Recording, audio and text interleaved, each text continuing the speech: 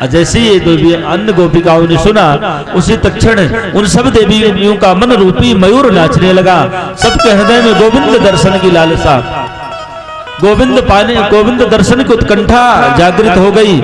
सबके मन में एक ही बात आ गई कि गोविंद का दर्शन कैसे हो। क्योंकि इन गोपिकाओं के जीवन का एक उद्देश्य था, और वो उद्देश्य था भगवत प्राप्ति। हम सबके जीवन का भी एक उद्देश्य है भगवत प्राप्ति, पर हम सब लोग उद्देश्य से भटके हुए हैं कहीं न कहीं। पर एक गोपिकाएं अपने उद्देश्य से नहीं भटकी हैं। इनके जीवन का एक उद्देश्य भगवान की प्राप्ति।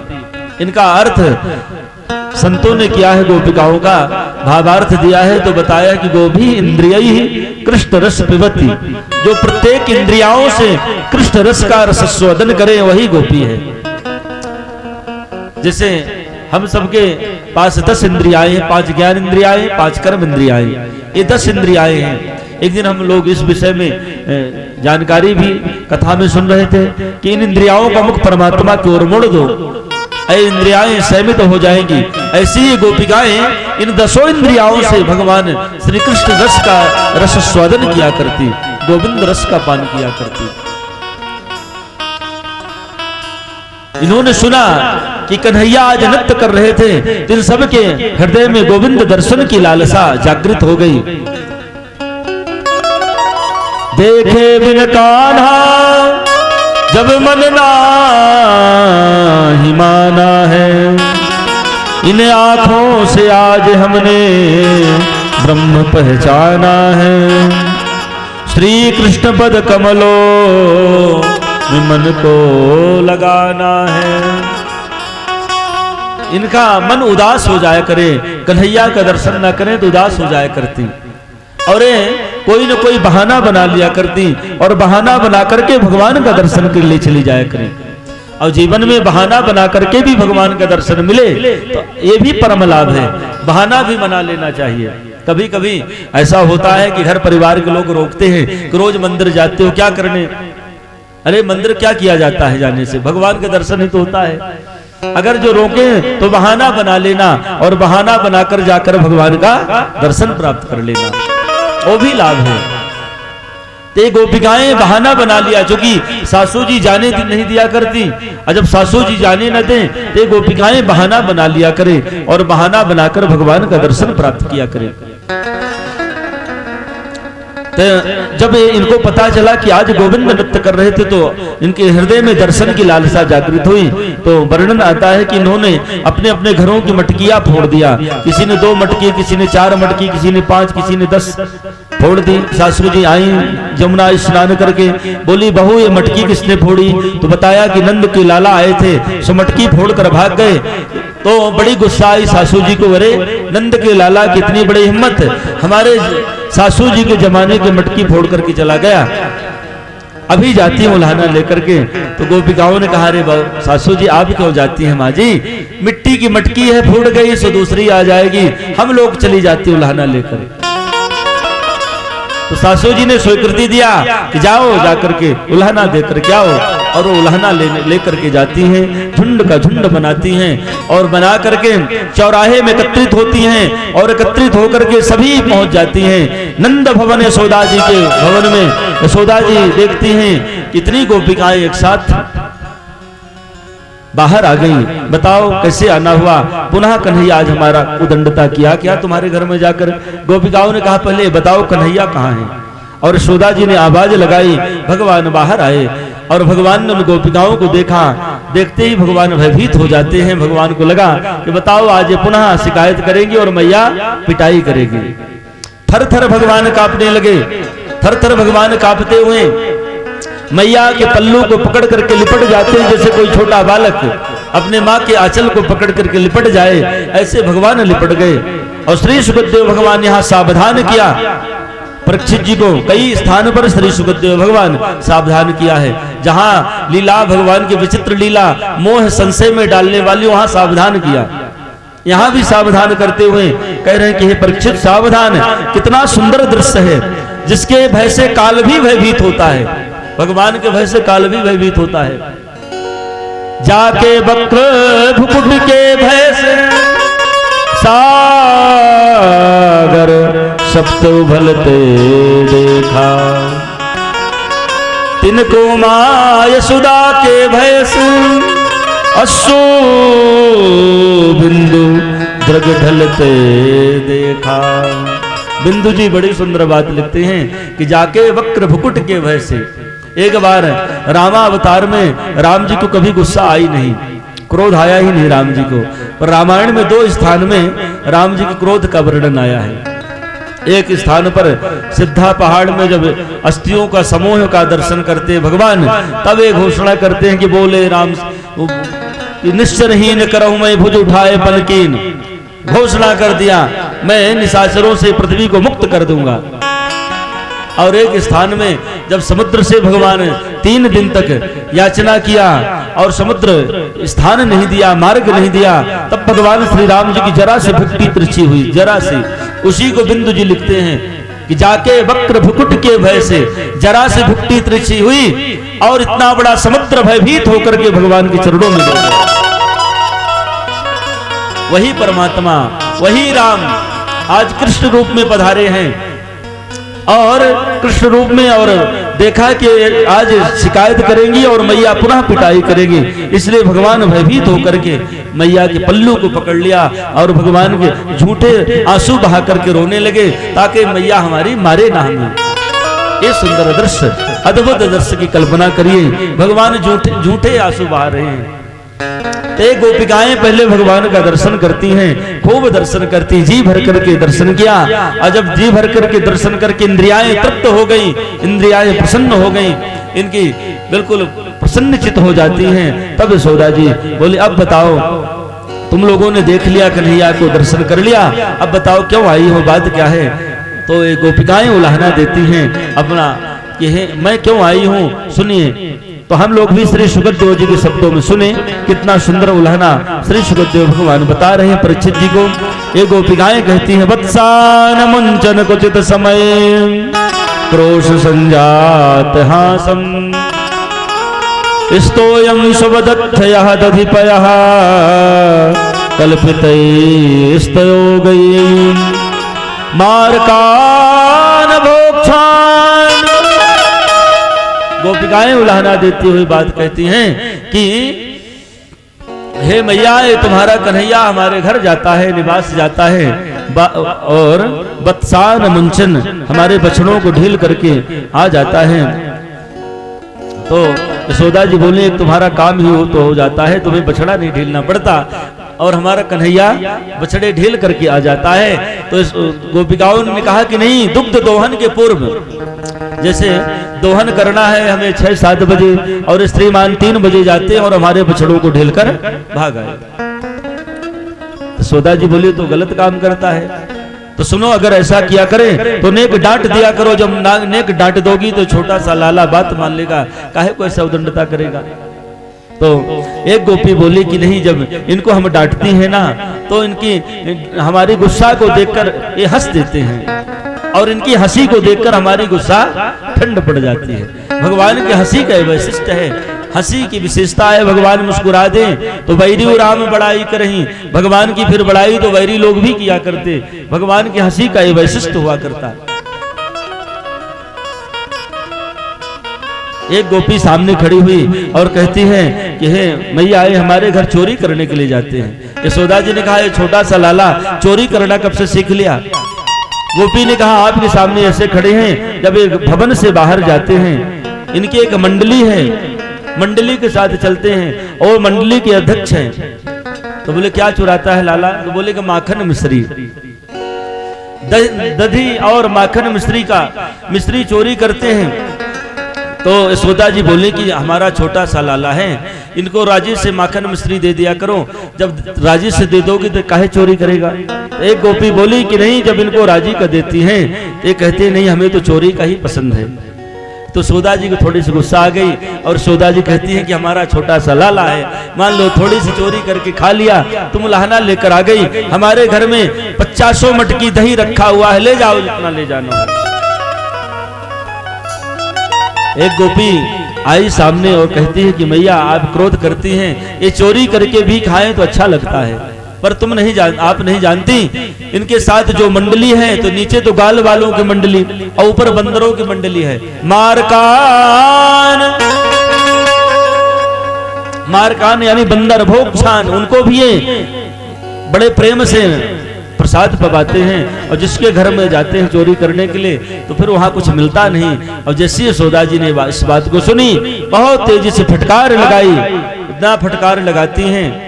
और भगवान ने कहा, मैया मैं तो उनका घर भी नहीं जानता, तुम बहुत भोली हो और इनकी बातों को बड़ी सहजता में मान लेती हो।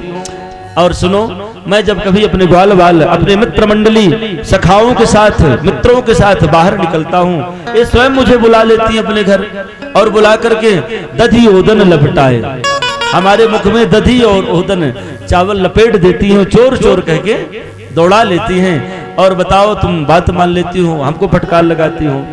ऐसा भगवान सुंदर सफाई दे रहे हैं। ग्वाल न चोरी लगा मेरी मैया मोरी, ग्वाल ने चोरी लगावे मैया मोरी, ग्वाल न चोरी लगा मेरी मैया मोरी, ग्वाल ने चोरी लगावे मैया मोरी, ग्वाल ने चोरी लगावे मैया मोरी, ग्वाल ने चोरी लगावे।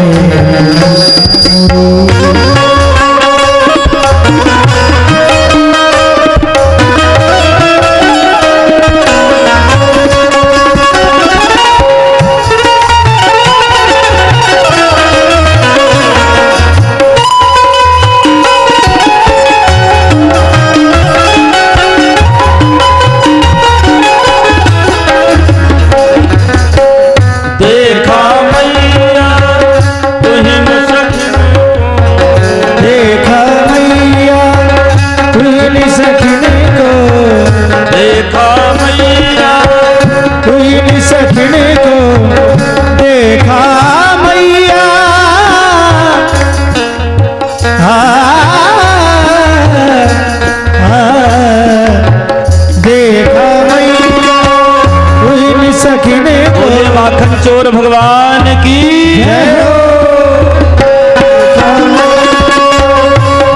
सखने को सीकर ऊंचे बतावे मैया मोरी, सीकर ऊंचे बतावे मैया मोरी, ग्वाल न चोरी लगा मेरी मैया, ग्वाल न चोरी लगा मेरी मैया।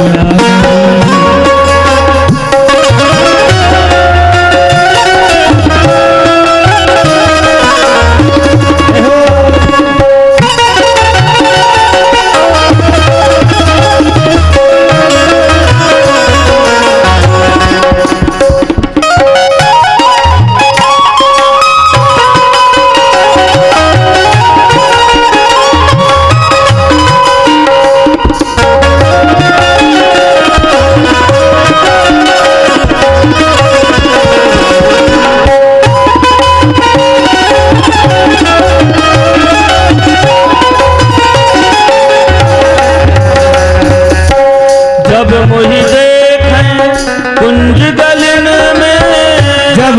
देखे कुंज गलन में, कुंज गलन में, कुंज गलन में, कुंज गलन में,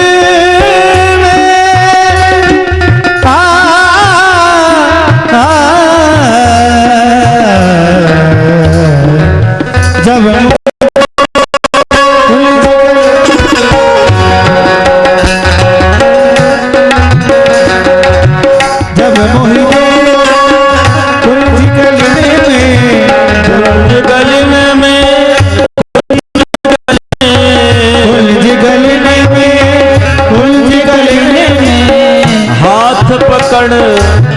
हाथ पकड़ ले आ मेरी मैया मोरी, ग्वाल न चोरी लगा मेरी मैया मोरी, ग्वाल न चोरी, ग्वाल न चोरी लगा मेरी मैया मोरी, ग्वाल न चोरी लगा,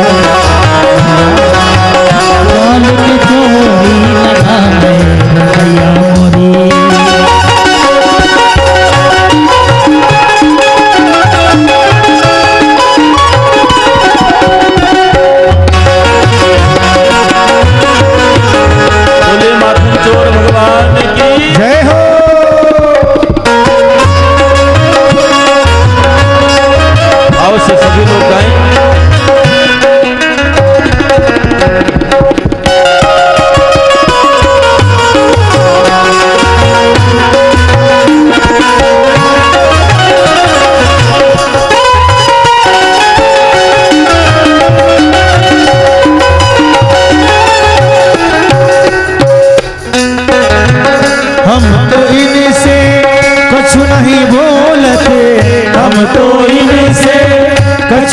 बोलत, हम तो इनसे कुछ नहीं बोलते, हम तो इनसे इनसे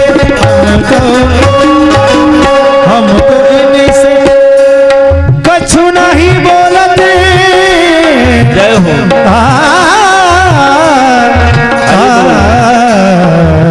हम तो कुछ नहीं बोलते, मैं पर मुख लगावे रे मैया मोरी, ग्वाल न चोरी लगावे मेरी मैया मोरी, ग्वाल न चोरी लगावे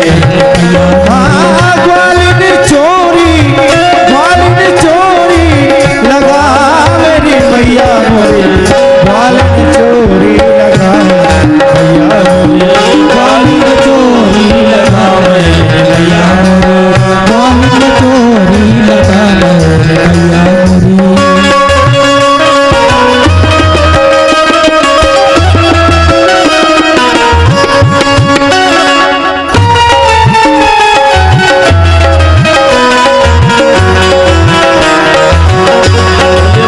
चोर भगवान की हे हो।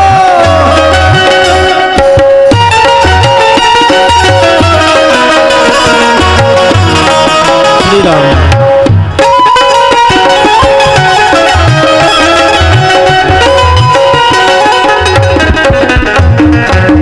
जब मुझे देखे यमुना तट पर, जब मोहि देखे यमुना तट पर, जमुना तट पर बंसी बट पर, यमुना तट पर बंसी बट पर, मुरली ओ मुरली मुरली सुर में आ मेरी मैया मोरी, ग्वालिन चोरी लगावे रे मैया मोरी, ग्वालिन चोरी ग्वालिन चोरी लगावे सपने में आए, शाम सपने में ओ दहिया पी गए, दहिया पी दहिया पी गए सारा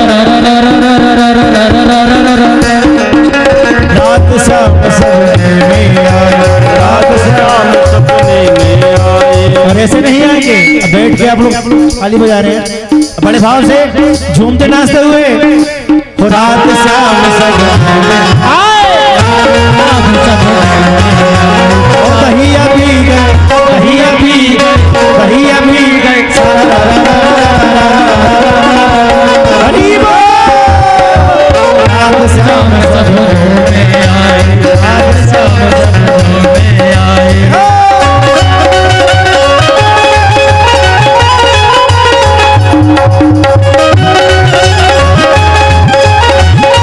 हरि बोल। हरी बोल।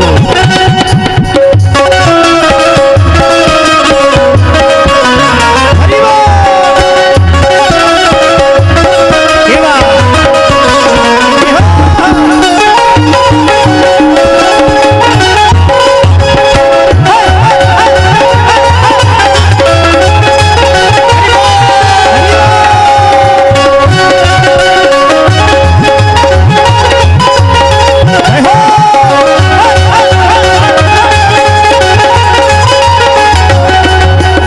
वही शाम मोरी बहिया पकड़ी, वही शाम मोरी बहिया पकड़ी, जब वही शाम मोरी बहिया बहिया बहिया, जब वही शाम मोरी बहिया पकड़ी, चूड़ी कर गई, चूड़ी कर गई, चूड़ी कर गई रात श्याम सपने में आए, रात श्याम सपने में आए, श्याम सपने में आए। दहिया पी गए, दहिया पी गए, दहिया पी गए सारा रात श्याम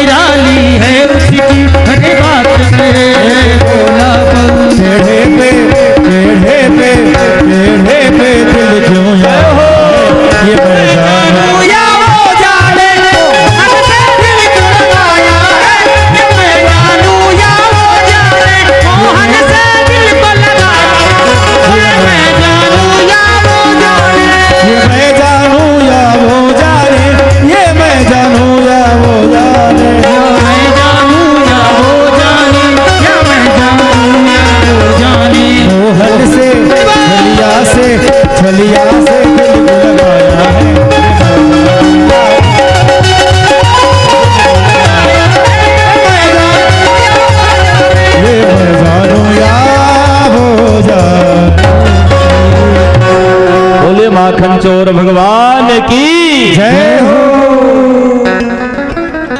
दही खा लो मटकिया नहीं छोड़ो दही खा लो मटकिया, दही खा लो मटकिया, नहीं छोड़ो दही खा लो मटकिया, ना छोड़ो दही खा लो, दही खा लो मटकिया, नहीं छोड़ो दही खा लो मटकिया, नहीं छोड़ो दही खा लो मटकिया, नहीं छोड़ो दही खा लो मटकिया। हरि बोल। माखन चोर भगवान की जय हो।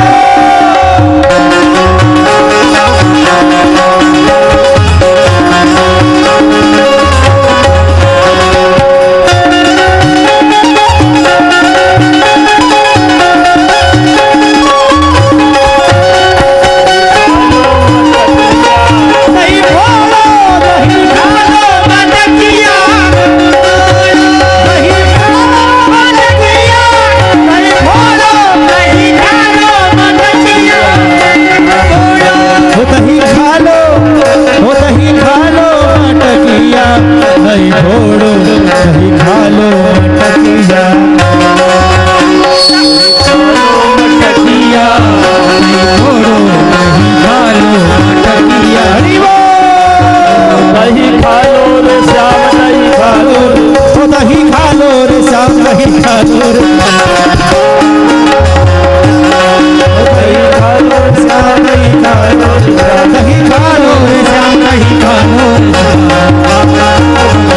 जय हो दही खा लो रे श्याम मटकिया छोड़ो, दही खा लो रे श्याम मटकिया छोड़ो।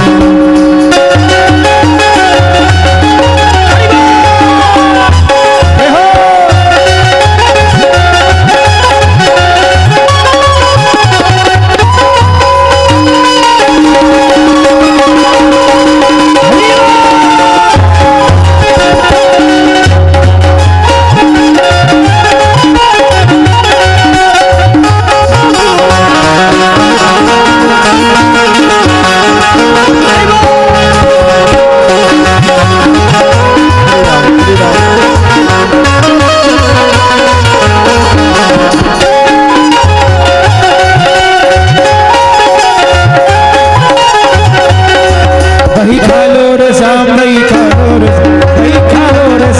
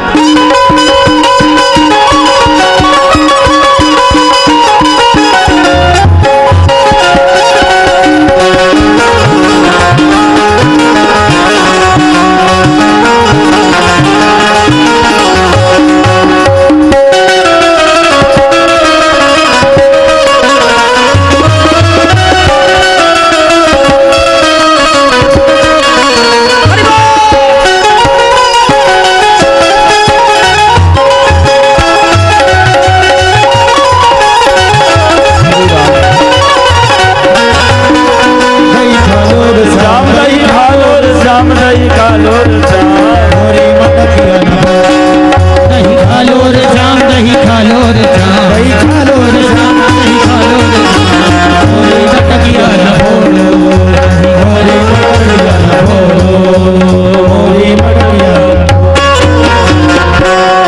माखन चोर भगवान की जय हो।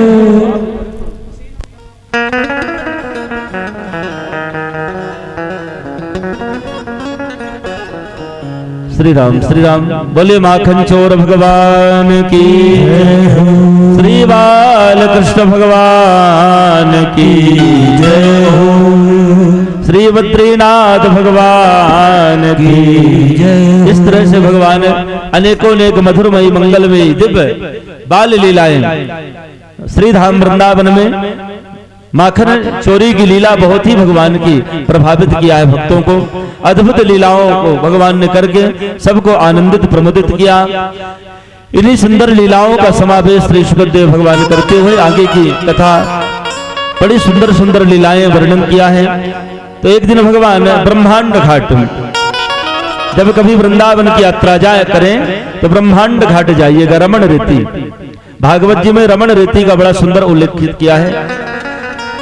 वृंदावन में उस रमण रीति का महत्व है कि वहां जब लोग जाते हैं तो वहां की धूल अपने ऊपर डालते हैं, क्योंकि ऐसी धारणा है, ऐसी मान्यता है कि भगवान श्री कृष्ण इस भूमि में इस स्थान पर अनेकों अनेक मधुरमयी मंगलमय दिव्य बाल लीलाएं किया है।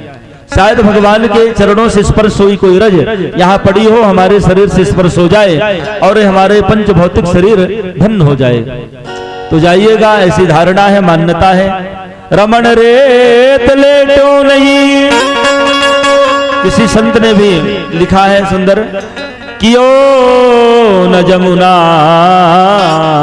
पान। वृंदावन जाना तो उस रमण रेती में जाकर के खूब लेट लेना। वहां आप देखेंगे हजारों लोग ऐसे धूल सने हुए पड़े हैं। कितनी भक्ति है। भक्ति का दर्शन तो वृंदावन में ही होगा और कहीं नहीं होगा आपको। और वृंदावन से लगे हुए क्षेत्रों में भी भक्ति का दर्शन होता है। और जमुना जी के जल को ग्रहण करना, अगर इतना भी हमने नहीं किया तो फिर ब्रज के महत्व को, ब्रज के तत्व को मान लीजिए हमने समझा नहीं, पहचाना नहीं। भगवान उस ब्रह्मांड घाट में गए और जाकर के रमण रेती पर अपने ग्वाल बालों के साथ में बैठ करके सुंदर सुंदर छोटे छोटे घर बनाकर, जैसे छोटे बाल गोपाल घर बनाते हैं, बिगाड़ देते हैं, ऐसे भगवान ने बनाया, बिगाड़ा। आज धरती माता प्रकट हो जाती हैं, भगवान का पूजन करती हैं। क्योंकि भगवान पहली बार अपने भवन महल नगर से बाहर रमण रेती पर पधारे थे, तो सुंदर उन्होंने धरती माता भगवान की पूजा करती हैं। और पूजन के उपरांत आज उनके पास नैवेद्य के लिए कुछ नहीं है। और भगवान ने देखा कि धरती पृथ्वी के मन में बार बार बात आ रही है, तो भगवान ने कहा, हे पृथ्वी, अगर तुम्हारे मन में बात बार बार चल रही तो मैं जरा सी मृत्तिका उठा करके ही पा लेता हूं। और भगवान ने थोड़ी सी मिट्टी उठाई और उसी को नैवेद्य मान करके भगवान ने स्वीकार कर लिया। जैसे स्वीकार करते हैं तभी एक सखा है भगवान का मन सुखा, उसने देख लिया कि कन्हैया आज मिट्टी खाई है। बस जैसी ये बात उसने सुना, देखा, उसी तत्क्षण गोविंद का हाथ पकड़ लिया और हाथ पकड़ करके बड़ी तेजी से भगवान को घसीटते हुए ले जा रहा है। एक ग्वाल बाल बड़े निर्मल मन के हैं, बोले इतने निर्मल है कि भगवान को ही घोड़ा बना करके भगवान के पीठ पर बैठ जाया करें। भगवान मिल गए इनको। आप कहें कि नहीं ये बहुत पढ़े लिखे थे इसलिए भगवान मिल गए, बिल्कुल अशिक्षित हैं, अज्ञानी हैं, जिनके जीवन में कोई कुछ पढ़े लिखे नहीं है, फिर भी भगवान मिल गए। आप कहें कि नहीं ये दिन में 5 बार नहाते थे इसलिए भगवान मिल गए, तो ये 2-4 दिन में 1 बार भी नहीं नहाते, फिर भी भगवान उनको मिल गए। आप कहें कि नहीं ये उच्च जाति के थे इसलिए भगवान दर्शन दिए, तो बिल्कुल इनकी उच्च जाति नहीं थी। क्या जाति बुर्दृश्य यादव पते रुग्रस्य किम पौरसम, बिल्कुल छोटी जाति के थे, फिर भी भगवान मिल गए। क्यों मिल गए? इसलिए मिल गए कि इनके हृदय में एक बात हुआ करती, एक बात बैठी रहती थी कि कन्हैया हमारा है, बस ये गोविंद हमारा है। और जिस दिन ये भाव प्रबल हो जाएगा हम सबके जीवन में कि कन्हैया हमारा है, गोविंद हमारा है, ये अपनत्व तो आ जाए, प्रेम हृदय में आ जाए कि भगवान हमारे हैं, बस इतना आ जाए और कुछ आने की जरूरत नहीं है।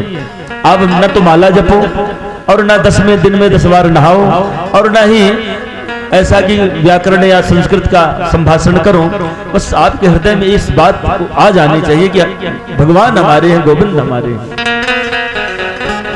पर ये भाव आता नहीं, बनाइएगा, कभी शायद आ जाए, किसी जन्म में आ जाए, गोविंद हमारा है। और जब कभी आ जाएगा तो देखिएगा गोविंद की कितनी बड़ी कृपा। जैसे आप अपने गृहस्थी को, अपने पुत्र को कहते हैं हमारा पुत्र है, ये हमारी गृहस्थी है, ये हमारा परिवार है, ये हमारी जमीन है, ये हमारा धन है। तमाम सभी अपना तो अपने ही मानते हैं, ये नहीं कहते कि दूसरे का, अपने तो कहते हमारा है। ऐसा आप कभी ऐसा भी कहिए कि कन्हैया हमारे हैं। जब ये भाव की पुष्टि हो जाएगी तो भगवान मिल जाएंगे, देरी नहीं लगाएंगे, जैसे ग्वाल वालों को मिल गए। ग्वाल वालों के मन में प्रबल भाव था कि कन्हैया हमारा है, गोविंद हमारा है, इसलिए भगवान उनको मिल गए। वो लोग तो भगवान को स्वयं बताया ना कि हमें घोड़ा बना करके पीठ पे चढ़ जाए, वो बोलते चल कन्हैया, और गोविंद चल दिया करें। वो मनसुखा भगवान का सखा हाथ पकड़ लिया, चलो तुमने मिट्टी खाई है, चल आज तेरी पिटाई कराता हूं मैया से। और भगवान का हाथ पकड़ करके मैया यशोदा के पास ले गया, आवाज लगाया, मैया तेरो लाला आज मिट्टी खाई है। जैसे यशोदा ने सुना हमारा लाला मिट्टी खाई, यशोदा जी को बड़ी गुस्सा। यशोदा जी सोची हमारा कन्हैया दिन पर दिन उदंड होता जा रहा है, आज इसकी पिटाई करूंगी, डंडे से पिटाई करूंगी। तो यशोदा जी ने एक चांदी की छड़ी निकाली, चांदी की छड़ी निकालती हैं, छड़ी निकाल करके और दौड़ती हैं और कन्हैया का जाकर कान पकड़ लिया। और जैसी कान पकड़ा गोविंद का, श्री सुखदेव भगवान पुनः यहाँ एक बार सावधान किया परीक्षित को, हे परीक्षित सावधान, कितना सुंदर दृश्य है, एक बार इस दृश्य का दर्शन करो। यशोदा जी ने कान पकड़ रखा है भगवान का, क्या सूजी में शक्ति है कि गोविंद का कान पकड़ ले? क्या ब्रह्मा जी में सामर्थ्य है कि भगवान का कान पकड़ ले? ये शक्ति और सामर्थ्य तो सिर्फ यशोदा में है कि भगवान परमात्मा का कान पकड़ लिया। जिनकी कृपा विलासिता से सारा संसार चलता है, वो ब्रह्म का कान पकड़ करके यशोदा जी कहती है, कसमान मृद मदांतात्मन भवान भक्षित बानरः। यशोदा जी संबोधन करते हुए बात कहती हैं, कसमान मृद मदांतात्मन, अरे मन बुद्धि बंदरों के यार, क्योंकि भगवान के प्रेमी बंदर भी थे न, मरकटों के यार। तो कहती है कि अंधात्मन मंद बुद्धि, बंदरों के यार, तूने मिट्टी खाई है, बदंती ताब को है, तो तुम्हारे ये सखा ये मित्र बता रहे हैं कि तूने मिट्टी खाई है। और यशोदा जी जब ऐसा फटकार लगा रही थी और भगवान थर थर कांप रहे थे और सोच रहे थे कि मैया के हाथ में डंडा भी है, छड़ी भी है और हाथ कान तक पहुंच ही गया है, अब पिटाई होने में देरी नहीं है, तो भगवान ने वही बात बहाना बनाया। सुंदर भगवान बहाना बनाते हैं, कहते कि मैया हमने मिट्टी नहीं खाई, ना हम भक्षित बानम्बम सर्वे मिथ्या भाषिणम। भगवान कहते हैं कि ये अम्ब, हे मैया ना हम भक्षित, हमने मिट्टी का भक्षण नहीं किया। तो यशोदा जी बोले सब कह रहे हैं तुम्हारे मित्र बदंती ताब को है, तो भगवान ने कहा सर्वे मिथ्या भाषणम, ये सब झूठ बोल रहे हैं कि हमने मिट्टी खाई है। अगर मैया इतने में भी तुम्हें विश्वास नहीं तो पश्च में मुखम, हमारे मुख का दर्द देख लो, अगर हमने मिट्टी खाई होगी तो हमारे मुख में कहीं ना कहीं लगी होगी। तो मनसुखा ने कहा कि तुम्हारे मुख में थोड़ी हो, तो पेट में चली गई मिट्टी, मुख में कहाँ रहेगी? तो भगवान ने कहा कि अगर हमने कहीं मिट्टी खाई होगी तो कहीं ना कहीं हमारे मुख में थोड़ा ना बहुत लगी ही होगी, इसलिए देख लो मैया। तो यशोदा जी ने कहा चल दिखा मुख अपना, अगर आज मिट्टी तेरे मुख में लगी होगी आज निश्चित तुम्हारी पिटाई होगी। और अपना भगवान श्रीमुख थोड़ा सा मुख खोला और भगवान की अवस्था उस समय तकरीबन 3.5 वर्ष की थी और 3.5 वर्ष का कन्हैया, अपना छोटा सा विचार करिए 3.5 वर्ष का बालक कितना बड़ा होगा। और वो कन्हैया जैसे अपना थोड़ा सा मुख खोला और यशोदा जी मिट्टी देख रही हैं इधर उधर, तो भगवान ने योग माया को प्रेरित किया कि आज मैया को दर्शन करा दो संपूर्ण ब्रह्मांड का हमारे छोटे से मुख में। और उसी तत्क्षण भगवान के शरीर मुख में संपूर्ण ब्रह्मांड यशोदा जी को प्राप्त हो रहा है। यशोदा जी दर्शन कर रही हैं, ऐसा अद्भुत दृश्य जो देखा ना सुना न काऊ, न किसी कभी सुना न देखा, ऐसा संपूर्ण दृश्य इस त्रिभुवन में जितने लोग हैं सारे लोगों का दर्शन यशोदा जी प्राप्त कर रही हैं। दिखरावा मातहि निज अद्भुत रूप अखंड, रोम रोम प्रति लागे कोटि कोटि ब्रह्मांड। भगवान की पवित्र लीला है कि भगवान के एक एक रोम में अनेकों अनेक ब्रह्मांड वास करते हैं, ऐसी भगवान की पवित्र लीला है, दिव्य लीला। यशोदा जी देख रही हैं, ये तीनों लोक दिखाई दे रहे हैं। तीन लोक में जो एक मृत्यु लोक है, ये मृत्यु लोक जहां हम लोग वास करते हैं, ये मृत्यु लोक भी भगवान श्री कृष्ण के श्रीमुख में दिखाई दे रहा। और मृत्यु लोक में जो 9 प्रकार के वर्ष हैं, ये 9 प्रकार के वर्ष भी भगवान के श्रीमुख में दिखाई दे रहा। और 9 प्रकार के वर्षों में जो एक भारत वर्ष है, ये भारत वर्ष भी भगवान के श्रीमुख में। और भारत वर्ष में जो 84 कोष का ब्रजमंडल है, वो ब्रजमंडल भी भगवान के श्रीमुख में दिखाई दे रहा। और यशोदा जी वो दृश्य भी देख रही, जिस स्थान पर यशोदा जी छड़ी लेकर के गोविंद को छड़ी दिखा रही हैं, कान पकड़ के ये दृश्य भी यशोदा जी देख रही। और यशोदा जी भयभीत हो गई, हाथ से छड़ी छूट गई। राम राम राम राम राम राम राम, बहुत गलती हो गई। हमको लगता है हमारा कन्हैया भगवान है, भगवान है, अपराध हो गया, गलती हो गई, क्षमा कर दीजिए। हाथ से छड़ी छूट गई, हाथ जोड़ लिया यशोदा जी। बार बार भगवान की स्तुति करती हैं, बार बार प्रार्थना करती हैं। और भगवान ने सोचा अब तो और भी अनर्थ हो जाएगा। अगर मैया पुत्र अभी भगवान मान लेगी तो अनर्थ हो जाएगा, क्योंकि पुत्र मानती है तो गोद में बैठाती है, अपने हाथ से खिलाती है, जैसे आप अपने बालक को खिलाती हैं। और भगवान मान लेगी मैया तो अलमारी में बैठा देगी पेपर बिछाकर। बोलो राधे राधे। नहीं, भगवान को ऐसे बिछा देते, नहीं बैठा देते। और चिरौंजी दाना का भोग लगा दिया कि पाओ भगवान, हम तो रस मलाई छानेंगे और तुम चिरौंजी दाना में ही अपना काम चलाओ। बताइए, ऐसा तो भाव है हमारा, तो भगवान कहां से मिलेंगे? कभी नहीं मिलेंगे भगवान, किसी काल में नहीं मिलेंगे भगवान। जिस घर में भगवान को चिरौंजी दाना का भोग लगता है, अपने लिए रस मलाई छानते हो, सुंदर मालपुआ, सुंदर दिव्य प्रसाद, स्वादिष्ट प्रसाद पाते हैं, और भगवान के लिए बताइए तो कहां भगवान के दर्शन होंगे? कभी सुख मिलेगा, कभी शांति नहीं मिलेगी, कभी खुशहाली नहीं मिलेगी। चाहते हैं कि सुख शांति समृद्धि मिले तो भगवान की सेवा इस भाव से करें। जैसे आप घर में 5 सदस्य हैं तो पहले सदस्य हमारे ठाकुर जी हैं, ये भाव बनाइए। घर में आपके कुछ भी बने, शुद्ध पवित्र भाव से बनाइए, भगवान को भोग लगाइए, तुलसी दल डालिए, और फिर उस प्रसाद को सब लोग पाइए। जब कभी ऐसा स्वभाव बदलेगा हमारे जीवन में, ऐसे भाव आएगा, गोविंद कृपा होगी। अब भगवान को इस बात की चिंता हुई कि अगर मैया भगवान मान लेगी, अभी तो पुत्र मानती है, बहुत प्रेम करती है, 2 बार 4 बार 10 बार अपने गोद में बैठाकर भोजन पवाती है, दुग्ध पान कराती है, और भगवान मान लेगी, अलमारी में बैठा देगी और कहेगी कि अब यहीं बैठो अलमारी में, और चिरौंजी दाना का भोग लगाएगी।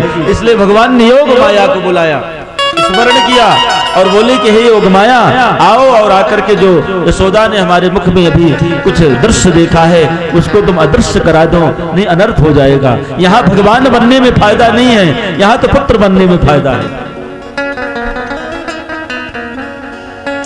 और योग माया आई और यशोदा जी जो दृश्य देखा था, जो उसको दर्शन किया था, उसको अदृश्य करा दिया। और जब अदृश्य कराया, यशोदा जी बोली भाई लाला तेरे मुख में भी कुछ मैं देख रही थी। भगवान ने कहा मैया क्या देखी है तू? बोले पता नहीं क्या क्या देखा, कुछ समझ में नहीं आ रहा। तो भगवान ने कहा तू स्वप्न देखी होगी मैया, देख हमारे मुख में कुछ नहीं है। और पुनः खोल दिया मुख, कुछ नहीं दिखाई दिया। और यशोदा जी बोली हाँ लाला मुझे लगता मैं स्वप्न ही देख रही थी। ऐसी सुंदर सुंदर भगवान की लीलाएं हैं, और भगवान आनंदित करते हैं अपनी मैया को, सबको प्रमुदित करते हैं। इन लीलाओं को कितना भी सुना जाए, बार बार सुना जाए, बार बार श्रवण किया जाए, बार बार पढ़ा जाए, उतनी ही कृपा भगवान की मिलेगी। ऐसा नहीं कि हम लोग भगवान की लीलाओं को जानते नहीं, सब लोग जानते, कौन नहीं जानता। यहाँ जितने लोग बैठे हैं सब लोग अच्छी तरह से गोविंद लीलाओं को हृदयंगम किए हुए हैं, फिर भी बैठे हैं, फिर भी सुन रहे हैं। इतनी दूर से चल करके यहाँ कथा श्रवण के लिए आए हैं। बार बार श्रवण करिए, जितनी बार श्रवण करेंगे उतना ही इसका पुण्य प्राप्त होगा, अनंत पुण्य प्राप्त होगा। और यहाँ का पुण्य का वर्णन ही नहीं किया जा सकता। जिस स्थान पर आप बैठे हैं, जिस स्थान पर हम लोगों को सौभाग्य मिला है भगवान की कथा श्रवण करने के लिए, इस सौभाग्य का वर्णन तो हम शब्दों में नहीं कर सकते। कितना अद्भुत सौभाग्य, गोविंद की कृपा हम सब लोगों को मिली है।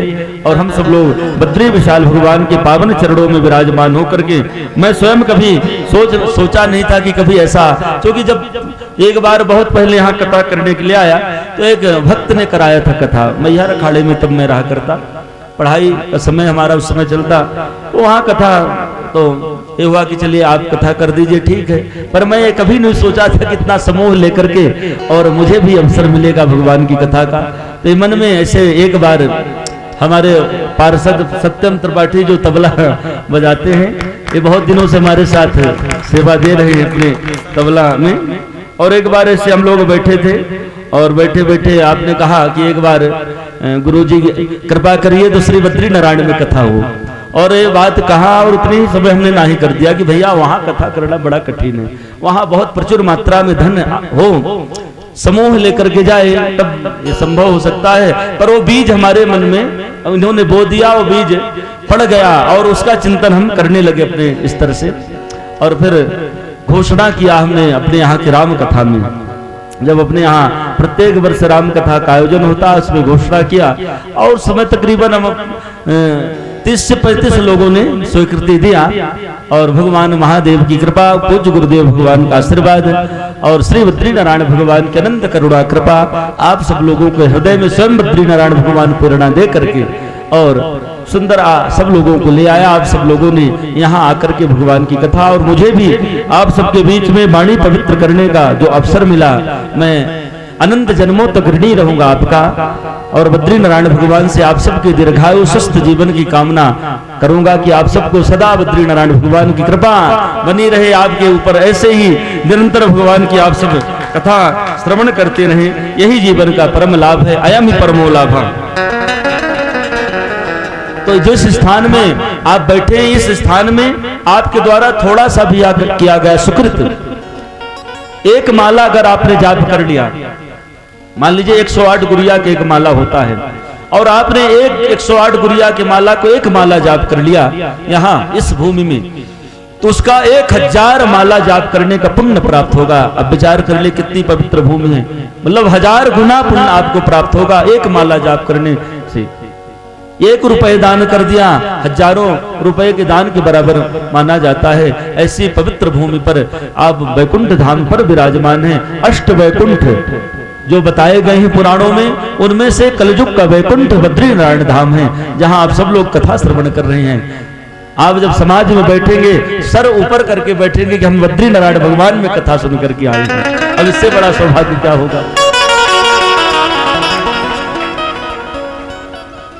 बद्री नारायण नारायण हरे हरे, बद्री नारायण नारायण हरे हरे, बद्री नारायण नारायण हरे हरे, बद्री नारायण नारायण हरे हरे, बद्री नारायण नारायण नारायण, बद्री नारायण नारायण हरे हरे, बद्री नारायण नारायण हरे हरे, बद्री नारायण नारायण हरे हरे, बद्री नारायण नारायण हरे हरे, बद्री नारायण नारायण हरे हरे।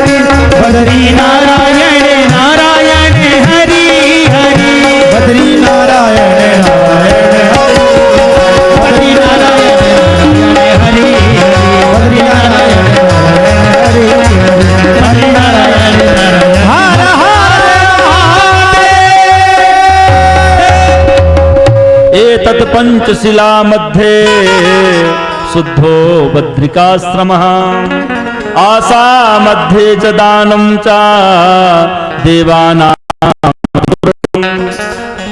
बड़ा सुंदर श्लोक मिला, एक दिन हमको यहाँ लिखा था, हमने उसको पढ़ा। उसमें बताया गया है एतत् पंचशिला मध्य, ये 5 शिलाओं के मध्य में जो 5 शिला आपको दिखाई दे रही हैं, ये 5 शिला तो मार्कंडेय, श्री नारद, गरुण, नरसिंह, बारा है। ये 5 शिला उपस्थित हैं। इन 5 शिलाओं के मध्य में श्री बद्री नारायण भगवान का मंदिर है। आप दर्शन करिए इसमें कितनी शिला हैं, अभी आप लोगों ने तो देखा ही नहीं। जब दर्शन करेंगे तो 5 शिलाएं आपको दिखाई देगी और उसके मध्य में श्री बद्री नारायण भगवान विराजमान हैं। और इन पवित्र स्थान पर आपके द्वारा किया गया 1 रुपए का दान भी अनंत गुणा के रूप में प्राप्त होता है, ऐसा पुराण में ये श्लोक बताया है। इतना पवित्र, जाएंगे तप्त कुंड के पास ये श्लोक लिखा है, पढ़िएगा आप लोग। बहुत ही सुंदर दिव्य बद्री नारायण की महिमा का वर्णन किया है, हम गया वहाँ। तो ऐसे पवित्र देवभूमि पर हम सब लोगों को सौभाग्य मिला। आज 5म दिवस की कथा थोड़ी देर बाद विश्राम होगी और फिर हम सब लोग आरती करेंगे। आरती करके कल भगवान का खष्टम दिवस, कल भी दूसरे सत्र में कथा हम सब लोग करेंगे। और फिर वो हम बता ही चुके कि 7वें दिन की कथा प्रथम सत्र पर होगी, क्योंकि फिर अंतिम दिन कथा का विश्राम, विसर्जन, देवताओं जो सब है इनका विसर्जन करना और भी जो प्रक्रिया सब पूरी करना। और फिर 28 को हम सब लोग प्रातः यहाँ से बद्री नारायण भगवान को सुबह 3 बजे सब उठिएगा और जाकर के दौड़ के नहाइएगा, बद्री नारायण का दर्शन करके और सामान लेकर के बस में बैठिएगा। हम लोग आगे प्रस्थान करेंगे और उससे प्रार्थना करेंगे कि हे बद्री नारायण भगवान पुनः आप कृपा करिएगा, शायद पुनः अवसर मिले हम लोगों को आपके धाम में आने के लिए। तो अगर हमारे पुण्य होंगे, हम पवित्र भाव से कथा श्रवण किया होगा, तो मुझे विश्वास है कि आने वाले समय में पुनः हम सब लोगों को बद्री नारायण भगवान अवसर प्रदान करेंगे, इस देवभूमि में आने का अवसर मिलेगा। तो ये तो कथा की, तीर्थ की प्रथम कथा यात्रा है और हमारे मन में तो ये बात चल ही रही है कि आगे आने वाले समय में भी हम सब लोग ऐसा बनाएंगे। जिनको तीर्थों में कथा श्रवण की इच्छा होगी तो हर एक वर्ष तो नहीं, पर ऐसे 1 साल 2 साल, जैसे एक दिन श्यामू तिवारी जी हैं बरहा से, बहुत अच्छा, बड़ी नम्रता, बड़ी सहजता, बड़ी भगवान की कृपा है और बड़ी सेवा हमारी किया। यहाँ बद्री मैं तो अकेला ही था, मुझे तो कोई 1 गिलास पानी, वही लड़का मेरी पूरी सेवा, सुबह 5 बजे से हमारे पास आ जाना और सुंदर गर्म पानी की व्यवस्था करना, पूजा की व्यवस्था करना, फूल तुलसी ले आकर के देना और हवन की व्यवस्था करना, चूंकि मैं नित्य अग्निहोत्र भी करता हूँ। तो ये सारी सेवा वही उसी के द्वारा की गई। मैं हृदय से बद्री नारायण भगवान में बहुत बहुत आशीर्वाद उस बालक को देता हूँ, भगवान सुखी रखे। बड़ी सेवा, साधु की सेवा बड़ी पवित्र भाव से उसने किया। वो स्वयं ये बात मुझसे एक दिन कह रहा था कि गुरुजी अब ऐसा बनाते हैं कि साल में या 1.5 साल में जब भी कभी ऐसा हो तो तीर्थों का हम लोग एक समिति बनाएं और समिति बना करके सबको ले चले और कथा सुनाएं सबको तीर्थों में। तो हमने कहा एक कठिन यात्रा तो बद्री नारायण भगवान पूर्ण कर दिया, अब जो शेष यात्राएं वो सहज है, मतलब इतना कठिन नहीं। वहां तो ऐसा कि एक ट्रेन में आप बैठे वहीं जाकर उतर जाइए, अब इतना बदलना नहीं पड़ता। यहाँ जैसे कि यहाँ से जाओ फिर बस में जाओ फिर वहां जाओ, वो सहज है। कहीं ना कहीं भगवान की कृपा से जरूर पूरी हो जाएगी। तो ऐसा अगर होगा कभी भविष्य में तो पुनः आप सबके शरण में मैं आऊंगा और आप सबसे अनुमति मांगूंगा कि चलिए। और यात्राओं में कहीं ना कहीं थोड़ा ना थोड़ा कष्ट तो होता ही है, यही सच्चाई है। ऐसा भी नहीं कि कष्ट होगा, अकष्ट नहीं हुआ तो फिर यात्रा का लाभ ही क्या है। कुछ समस्या, कुछ परेशानी, कुछ कष्ट, तो ये भगवान की कृपा है। भगवान परीक्षा लेते हैं, जीव की परीक्षण करते हैं बार बार कि देखिए इसमें कितना धैर्य है, कितना हमारे प्रति प्रेम है, कितना अनुराग है। और हम लोग कहीं ना कहीं परीक्षा में असफल हो जाते हैं। इसलिए यात्राओं में कहीं ना कहीं असुविधा, और आप लोगों को भी अगर असुविधा हुई होगी तो मैं तो शुरू दिन उसके लिए खेद जता दिया हूं। और भी अभी इतने दिन हम सब लोग रहे, अब क्या है यहाँ का मौसम थोड़ी उतार चढ़ाव का रहता है। मैं स्वयं कल से बुखारग्रस्त हूँ, मैं तो कथा बद्री नारायण भगवान ना करा, नहीं मुझे लगता मैं पड़ जाऊं जाके। पर जब कथा का समय हुआ तो भगवान की स्वयं कृपा हुई और प्रेरणा हुई, आ गया आपके पास में। कल से ही कुछ थोड़ा अस्वस्थता, क्योंकि यहाँ का मौसम ही ऐसा कुछ है। फिर भी बद्री नारायण भगवान की कृपा है, कृपा नहीं संपूर्ण कृपा। मैं तो ऐसा मानता हूँ कि संपूर्ण कृपा उनकी बनी है, तभी तो हम लोग कथा सुन रहे हैं। मन के हारे हार है, मन के जीते जीत।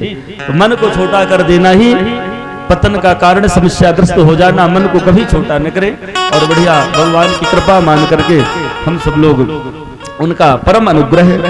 तो चलते हैं, थोड़ी और भी कथा है, उनको श्रवण कर लेते हैं और फिर कथा की आरती और कथा तो विश्राम देंगे। कल भगवान रुक्मिणी विवाह उत्सव की सुंदर कथा सुनेंगे। विवाह उत्सव की दिव्य पावन कथा आप सब ठाकुर जी और तुलसी जी का विवाह है, आप दर्शन करिएगा। ये पवित्र भूमि में जो भगवान की लीलाएं हैं उन लीलाओं को जरूर आप सब लोग श्रवण करिए और हम सब लोग श्रवण करके धन्य हो जाएंगे।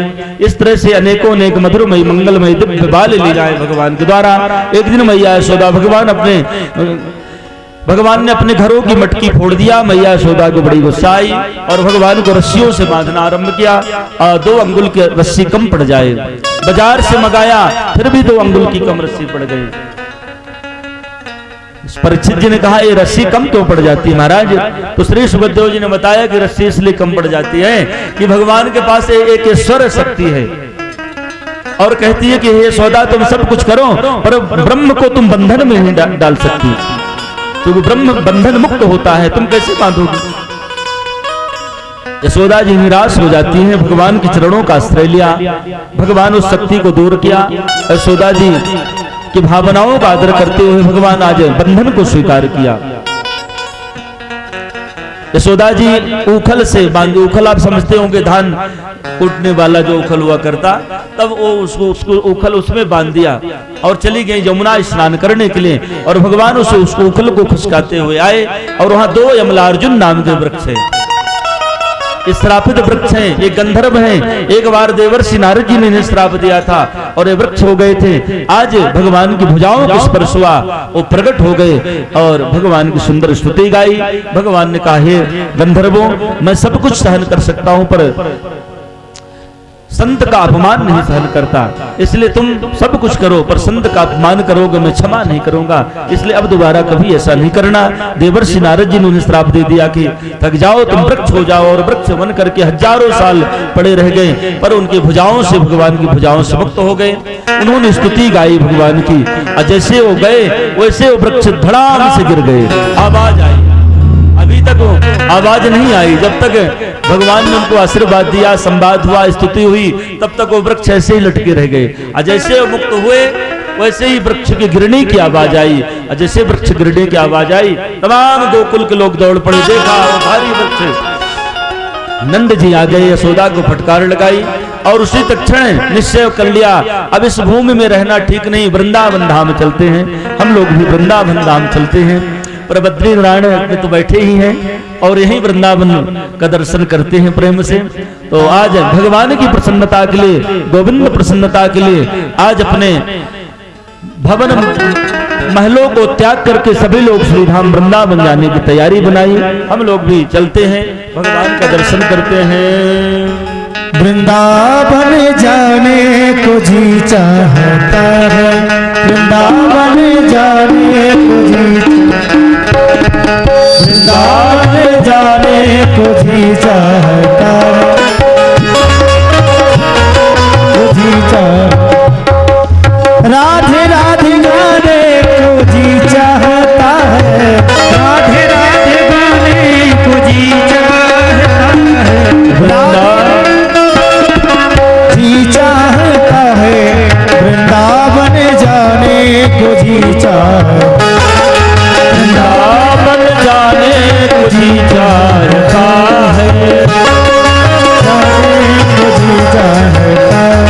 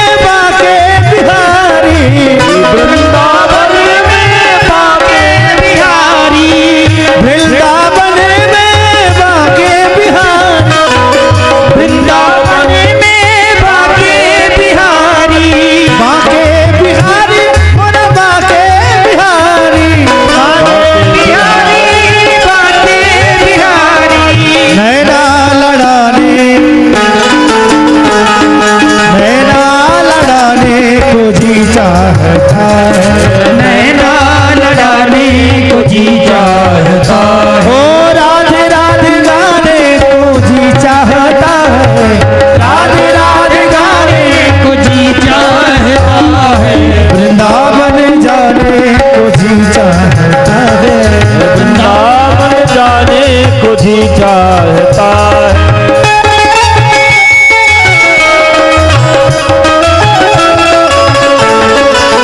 हरि बोल।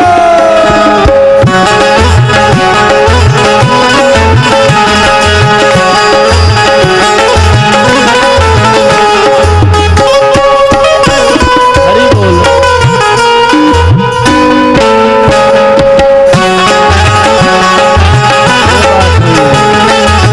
हरि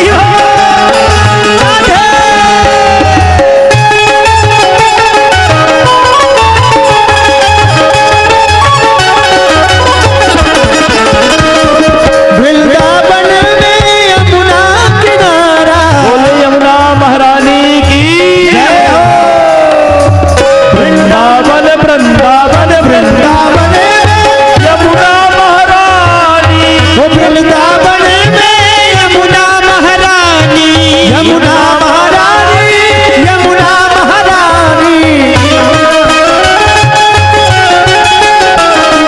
गोता गोता लगाने को जी चाहता है, गोता लगाने को जी चाहता है, राधे राधे गाने को जी चाहता है, राधे राधे गाने को जी चाहता है, वृंदावन जाने को जी चाहता है।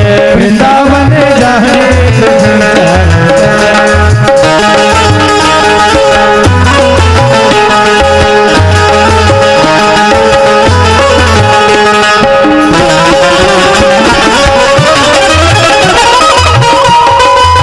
ताली बजाते हुए झूम के गाते हुए प्रेम से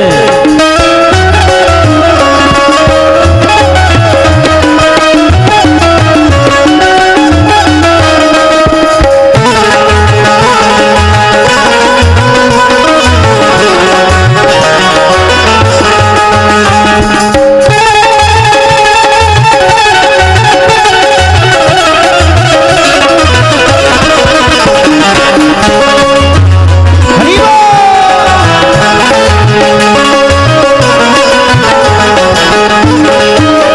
वृंदावन में संती बहुत है, वृंदावन में सास बिहारी, वृंदावन में राशि बिहारी। बोले राशि हरि भगवान की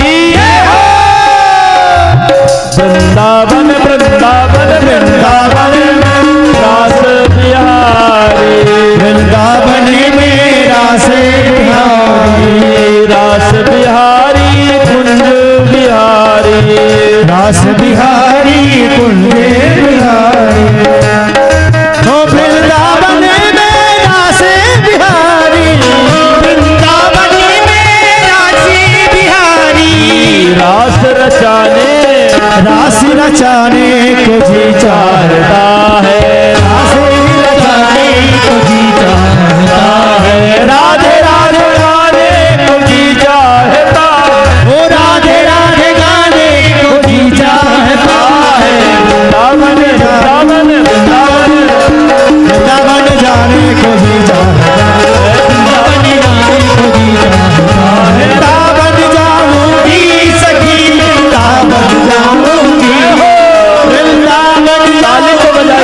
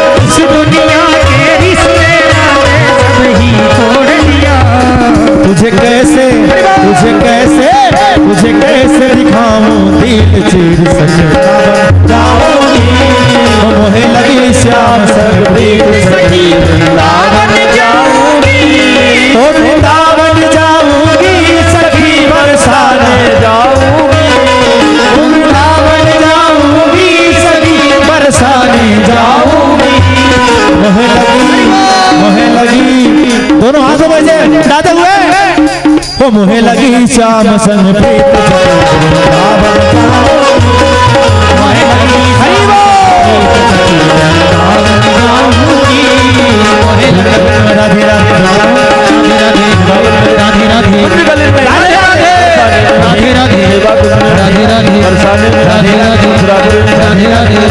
राधे राधे राधे राधे राधे राधे जपा करो कृष्ण नाम रसिया करो राधे राधे जपा करो कृष्ण नाम रसिया करो ओ राधे राधे जपा करो कृष्ण नाम हरि प्रिया करो राधे राधे जपा करो कृष्ण नाम रस पिया करो राधे राधे राधे राधे राधे राधे राधे राधे जपा करो कृष्ण नाम रस पिया करो राधे राधे जपा करो कृष्ण नाम रस पिया करो राधे राधे जपा करो कृष्ण राधे राधे जपा करो कृष्ण नाम रस पिया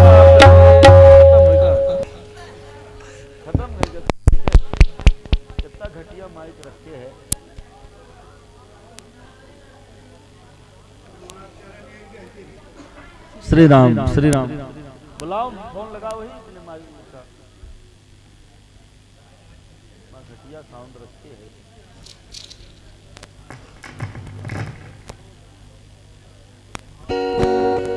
श्री राम श्री राम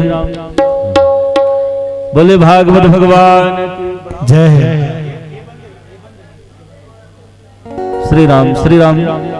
अब इतना बड़ा उत्साह है, विचार करिए हैं ऐसा उत्साह जब होगा तो बड़ा महा से महाव्याधि महा से महारोग भी भाग जाएगा छोड़ के। उत्साह तो अंदर से होना चाहिए। देखिए कितने सियाने सियाने आदमी, हाँ जमान आदमी ना उठे तो सियाने उठ करके नृत्य कर दिया। तो बद्री नारायण भगवान की कृपा, ऐसा उत्साह जब जीवन में आ जाएगा, ये समर्पण है, प्रेम है, भक्ति है। और जब भक्ति ऐसी उमड़ेगी जीवन में तभी भगवान की कृपा का अनुभव हम लोग करेंगे। हृदय से बद्री नारायण भगवान से प्रार्थना, ऐसा ही उत्साह अभी 2 दिन और बनाए रखिए। देखिए कुछ नहीं होगा, ये उत्साह ही आप लोगों का नहीं तो यहाँ तो ऐसे आकर लोग बीमार हो जाते हैं। तो ये उत्साह जब आता है तो अपने आप व्याधि भागती है, चली जाती है यहाँ से। ये ध्वनि विस्तारक के अंदर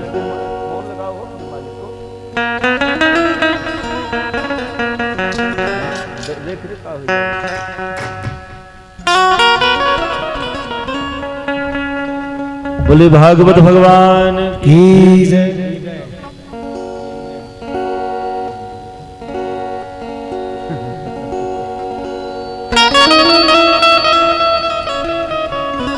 श्री राम श्री राम श्री राम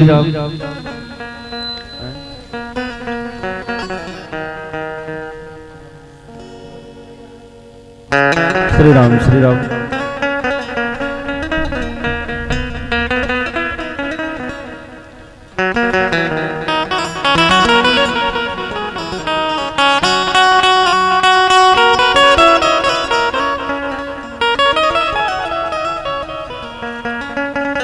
थोड़ी देर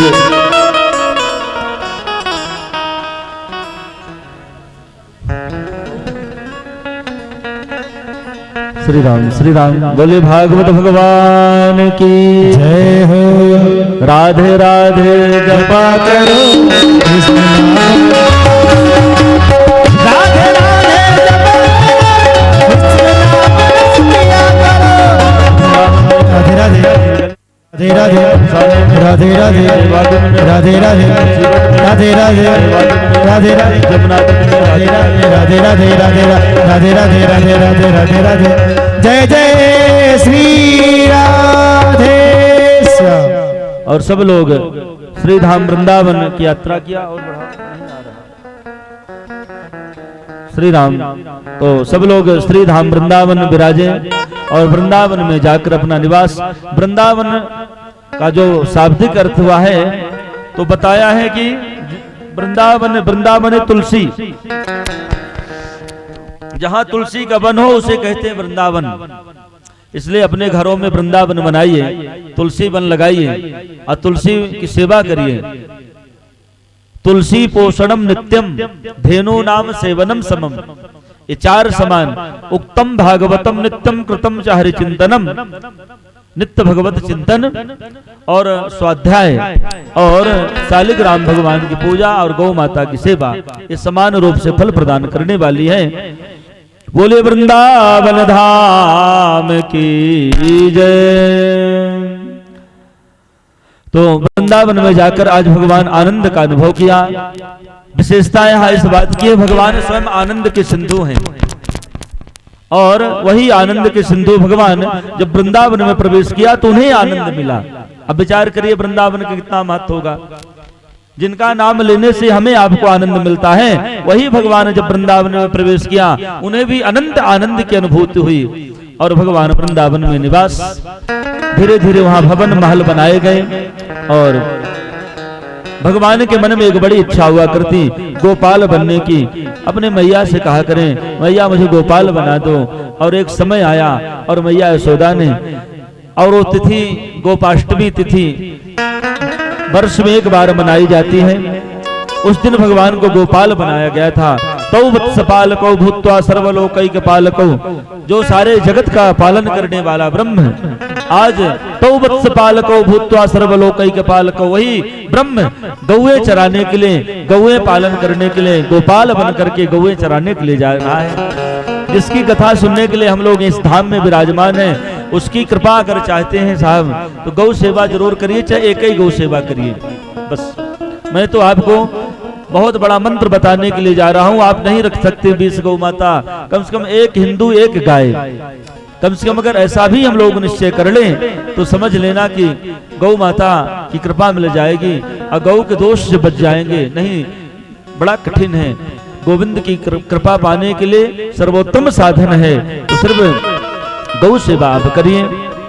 तो भगवान गौएं चराने के लिए जाते हैं। कंस को पता नहीं, पता चला कि गोविंद को लेकर, कृष्ण को लेकर ये लोग वृंदावन आ गए और कंस ने पुनः राक्षसों को भेजना आरंभ किया।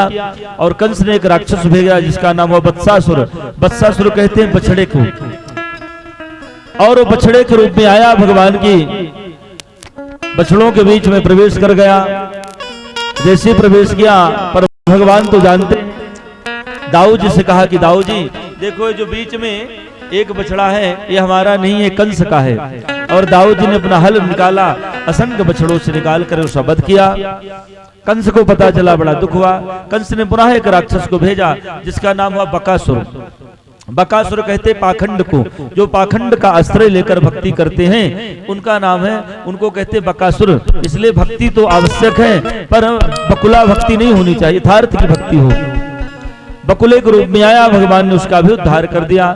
और आगे भी राक्षसों को भेजा कंस, जिनका नाम हुआ अघासुर। अघ माने पाप, अपाप के मूर्तिमान स्वरूप को बोलते अघासुर। ये अजगर के रूप में आया, भगवान का वध करने के लिए आया। अपनी जीभ जमीन में लगा दिया, मुख आसमान में लगा दिया। आज ग्वाल बाल भ्रमण करते हुए गए, विशाल अजगर के मुख को देखा तो उनको लगा ये कोई गुफा है, और विशाल गुफा मान करके अजगर के मुख में प्रवेश कर गए। सका भगवान तब आवाज लगा रहे थे, नहीं नहीं वो कोई गुफा नहीं है, पर कोई सुनने को मानने को तैयार नहीं।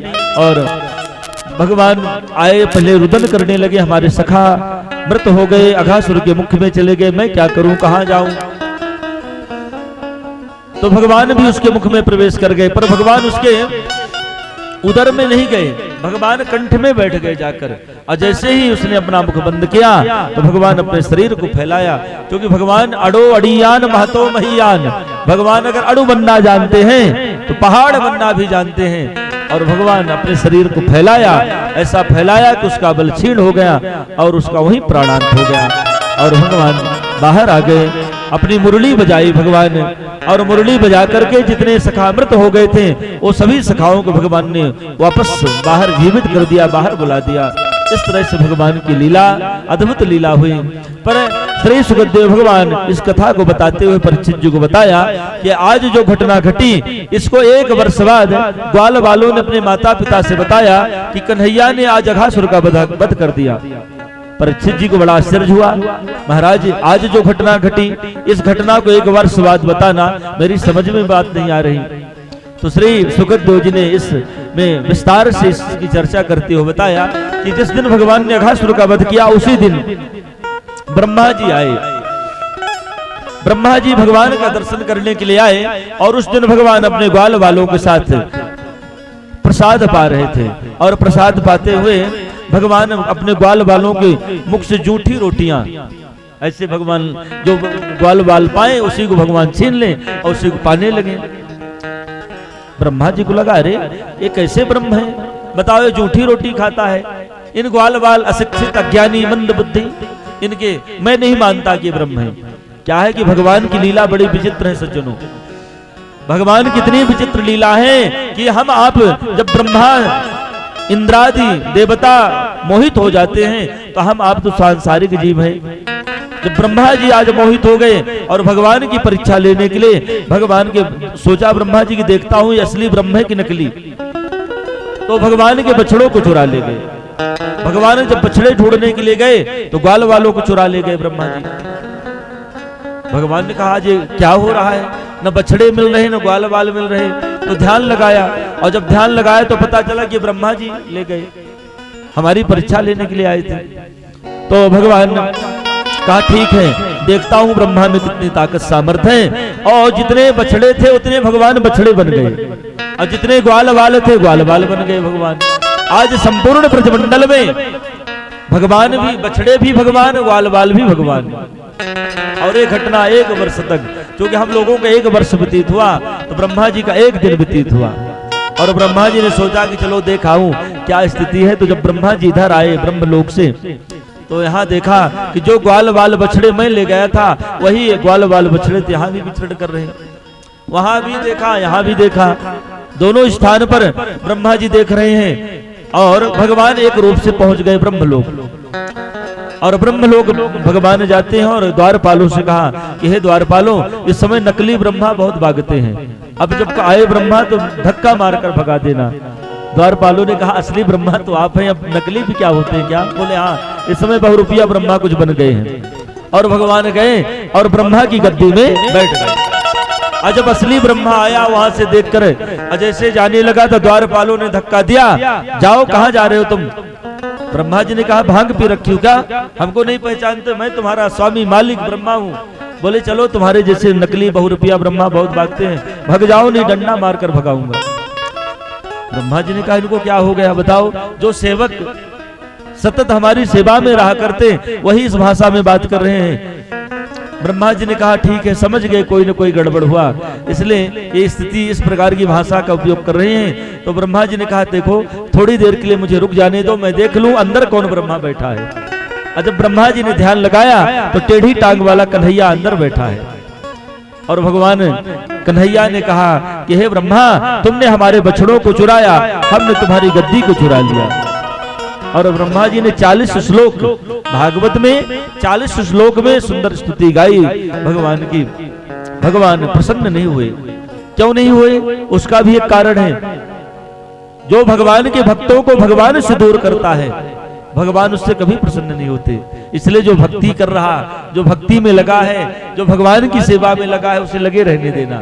क्योंकि हम तो कर नहीं पा रहे हैं, कम से कम जो कर रहा है जो लगा है उसी को करने दो।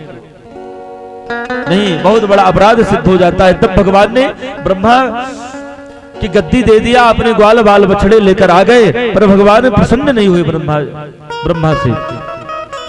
इंद्र का अपराध था पर इंद्र को भगवान ने क्षमा कर दिया था, पर ब्रह्मा को क्षमा नहीं किया था। क्योंकि इंद्र ने भगवान के भक्तों को भगवान के पास भेज दिया। जो कितनी बारिश किया इंद्र कि जितने भगवान के ग्वाल बाल सखा थे सब दौड़कर भगवान के पास आ गए। तो जो भगवान के भक्त को भगवान के पास भेजता है उससे भगवान प्रसन्न हो जाते हैं, और जो भगवान के भक्तों को भगवान से ही अलग कर देता है उससे भगवान कभी प्रसन्न नहीं होते। इस बात को सभी लोग ध्यान रखिएगा। और भगवान पुनः आए और अपने ग्वाल बाल, इसलिए आज जो घटना घटी थी 1 वर्ष बाद ग्वाल बालों ने बताया कि माता पिता से कन्हैया ने आज अघासुर का वध कर दिया। ऐसी सुंदर सुंदर लीलाएं, इन्हीं लीलाओं का समावेश करते हुए कालिया दह की घटना के चित्रण किया। एक दह है जमुना में, जिस दह का में एक नाग रहता है, विशैला नाग, जिसका नाम कालिया। भगवान एक दिन कंदुक क्रीड़ा खेलते हुए गए उस दह में और भगवान का तो उद्देश्य था इस भक्ति रूपी यमुना से इस नाग को एक दिन मुक्त कर दूंगा। और भगवान गेंद खेल रहे हैं, कंदुक क्रीड़ा, और जब भगवान की बारी आई भगवान ने ऐसे उस गेंद में धक्का दिया तो गेंद उसी दह में जाकर समाहित हो गई। अब वो गेंद राधा रानी की भाई श्री दामा की थी और उसने कहा कि मेरी गेंद वही लाओ कन्हैया। भगवान ने कहा वो तो दह में चली गई। वृंदावन की जब परिक्रमा लगाएंगे आप तो एक दह मिलेगा, उसका नाम ही कालिया दह। कालिया दह वो बहुत गहरा, वहां जमुना जी बहुत गहरी थी और उसी गहरे जल में वो नाग रहा करता था। और सखाओं के बीच में तू मैं हो गई और भगवान उसी तत्क्षण छलांग लगा दिया उसी दह में। किलोल करते हुए भगवान जा रहे हैं। उस किलोल करते हुए नाग ने देखा और भगवान और नाग का भारी युद्ध आरंभ हुआ। भगवान ने नाग को पराजित करके तांडव नृत्य किया। यहाँ भागवत जी में सूरदास जी इस झांकी का चित्रण किया है अपने पुस्तकों में कि भगवान तांडव नृत्य किया है कालिया दह के ऊपर।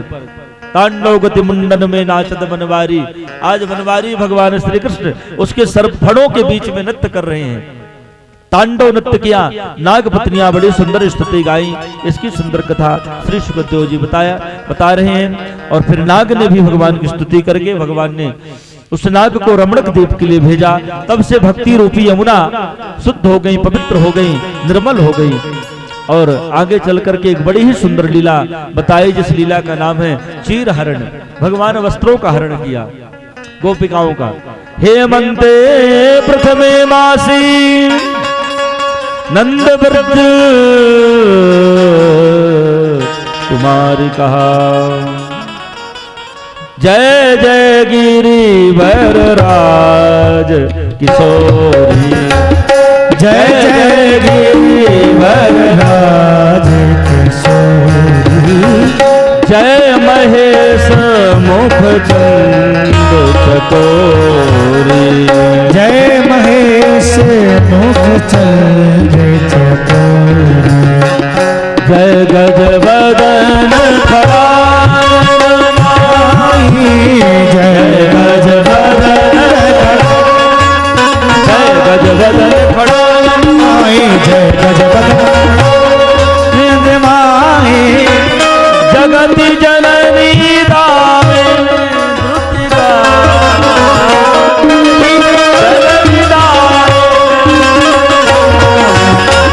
जय जय गिरी वरराज। जय जय गिरी वरराज। जय जय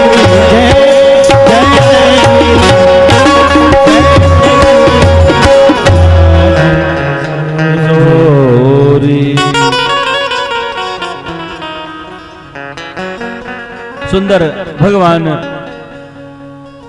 गोपिकाओं को समझाया। गोपिकाओं के बात समझ में नहीं आई तो भगवान एक दिन जब गोपिकाएं क्योंकि स्नान किया करती जमुना जी में और कत्यानी माँ की पूजा किया करे और कत्यानी माँ से एक प्रार्थना किया करती है गोपिकाएं कि हे कत्यानी मैया मुझे नंद पुत्र स्वयं श्री कृष्ण पति रूप में प्राप्त हो जाएं। पर भगवान ने कहा कि तुम लोगों के स्नान करने की पद्धति ठीक नहीं है क्योंकि इसमें लौकिक अपराध है, वैदिक अपराध है, दोनों प्रकार के अपराध है। वैदिक अपराध है जल के स्वामी वरुण, उनका अपमान होता है। लौकिक अपराध है कोई मनचला वस्त्र आपके वस्त्रों को हरण कर ले जाए तो क्या करोगे। गोपिकाओं ने नहीं माना तो भगवान वस्त्रों का हरण कर लिया और मांगा तो दे दिया। इसमें सुंदर सुंदर झांकियों का दर्शन श्री सुखदेव भगवान ने कराया है क्योंकि गोपी है जीव और श्री कृष्ण है ब्रह्म और वस्त्र है अविद्या। और जीव रूपी गोपी के अविद्या रूपी वस्त्रों को लेकर के भगवान श्री कृष्ण उनमें ज्ञान भर करके दे दिया और उनमें साथ में उनको आशीर्वाद भी भगवान ने दिया कि हे गोपिकाओं तुम सबके साथ में महारास करूंगा। और भगवान ने महारास, कल की कथा में हम सब लोग महारास जैसी कथा आरंभ होगी आरंभ के साथ महारास की कथा सुनेंगे और फिर उसके बाद भगवान मथुरा श्री धाम वृंदावन से श्री धाम मथुरा प्रस्थान करेंगे और रुक्मिणी विवाह उत्सव की सुंदर सुंदर कथा श्रवण करेंगे। कल कथा का अष्टम दिवस होगा तो कल रुक्मिणी विवाह उत्सव के साथ कथा का विश्राम होगा। भगवान ने आशीर्वाद दिया था तो महारास भगवान ने आशीर्वाद देकर के गोपिकाओं को धन्य किया। उनके भी ये बात समझ में आ गई कि निजल का सम्मान करना चाहिए, वरुण देवता का सम्मान होना चाहिए। ऐसा गोपिकाओं को भी समझ में बात आई। और आगे चलकर की गोवर्धन पूजा की सुंदर कथा श्री सुखदेव भगवान ने वर्णन किया है।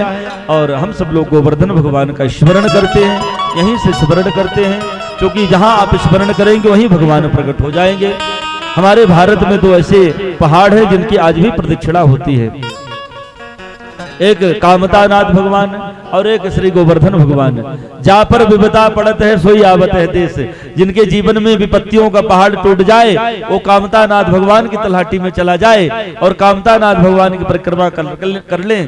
और दूसरा बताया श्री गोवर्धन जब कभी वृंदावन जाइए तो वृंदावन से 7 कोस की दूरी पर गोवर्धन की प्रदक्षिणा गोवर्धन भगवान विराजते हैं। कलयुग में साक्षात गोवर्धन भगवान मैं तो देखा हूँ स्वयं वहां गोवर्धन की महिमा को जो व्यक्ति एक फल्लांग नहीं चल सकता। और अगर गोवर्धन भगवान की तलहटी में पहुंच गया तो 27 किलोमीटर लंबी चौड़ी परिक्रमा है।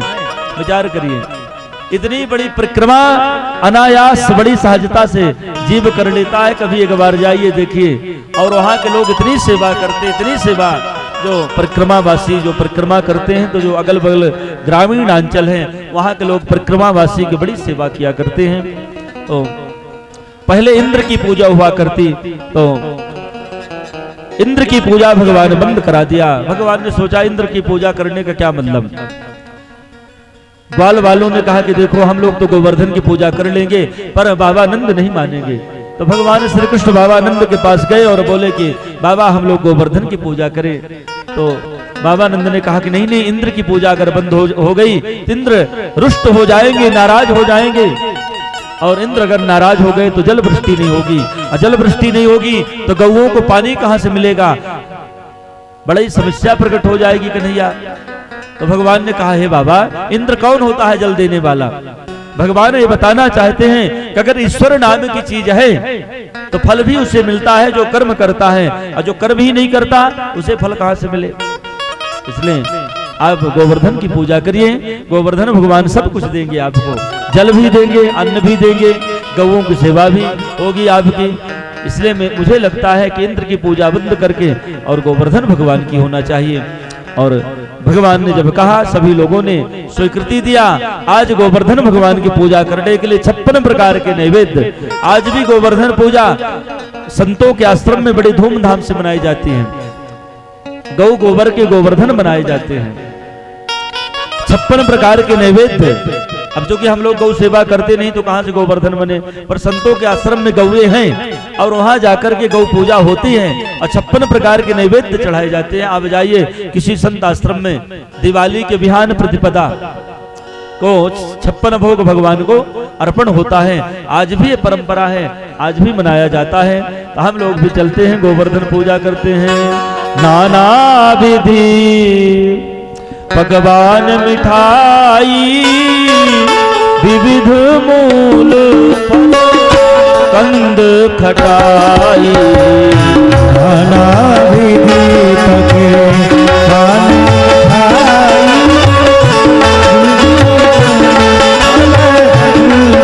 मिठाई, नाना विधि पकवान मिठाई, विविध मूल फल कंद खटाई, नाना विधि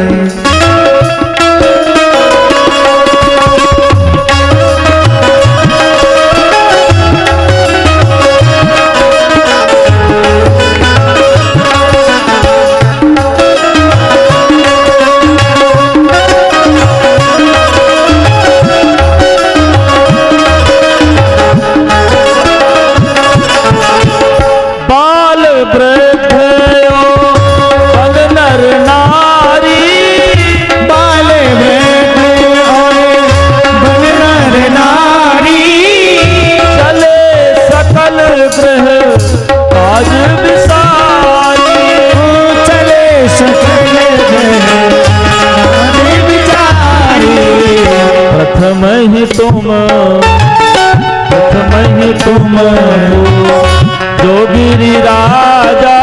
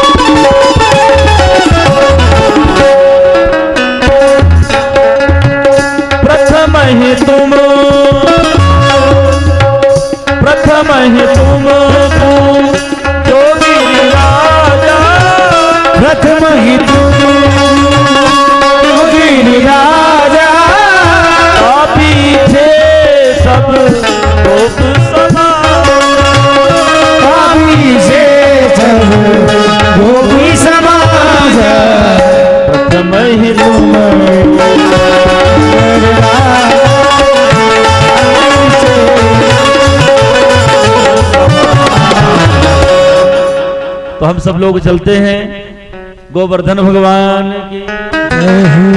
श्री गोवर्धन को जाऊं मैनू जी, नहीं माने मेरे मनवा। गोवर्धन को जाऊं मैनू जी, नहीं माने मेरो मनवा। श्री गोवर्धन को जाऊं मैनू जी, वो नहीं माने मेरो मनवा। नहीं माने मेरो मनवा, नहीं माने मेरो मनवा, नहीं माने मेरो मनवा, नहीं माने मेरो मनवा। मैं तो गोवर्धन को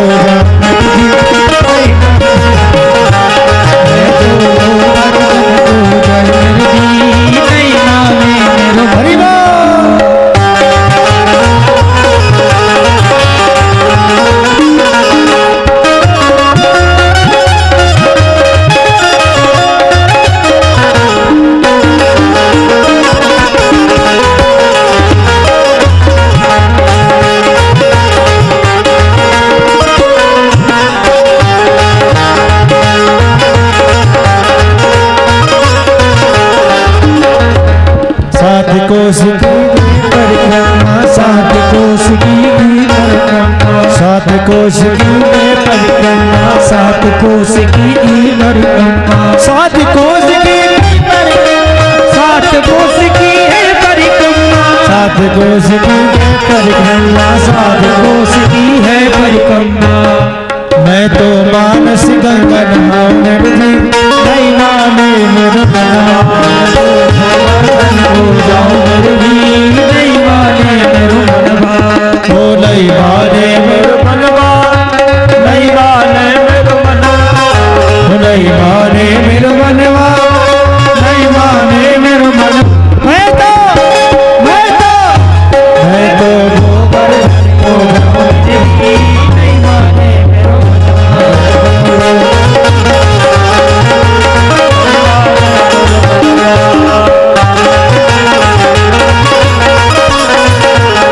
जय हो।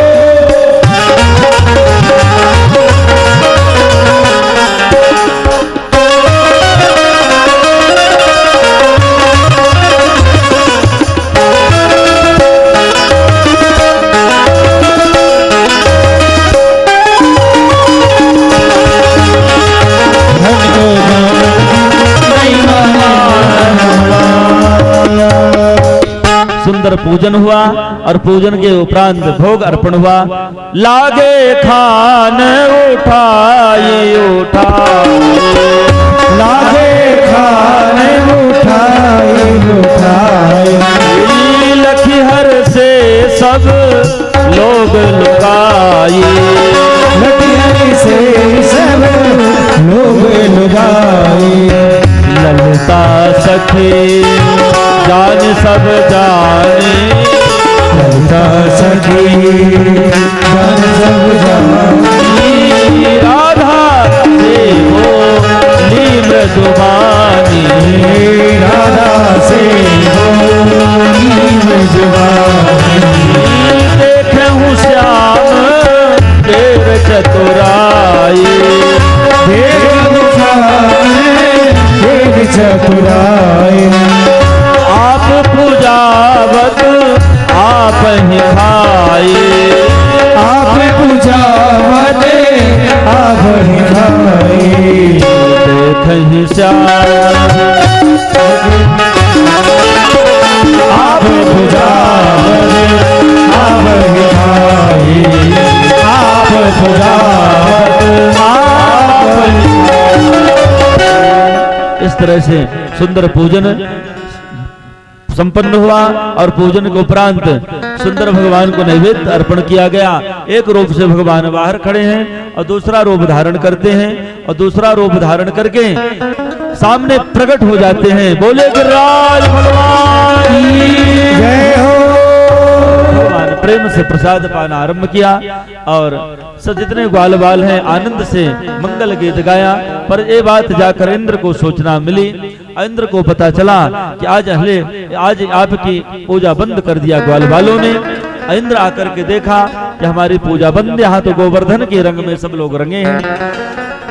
स्वाभाविक है इंद्र को बड़ा क्रोध आया।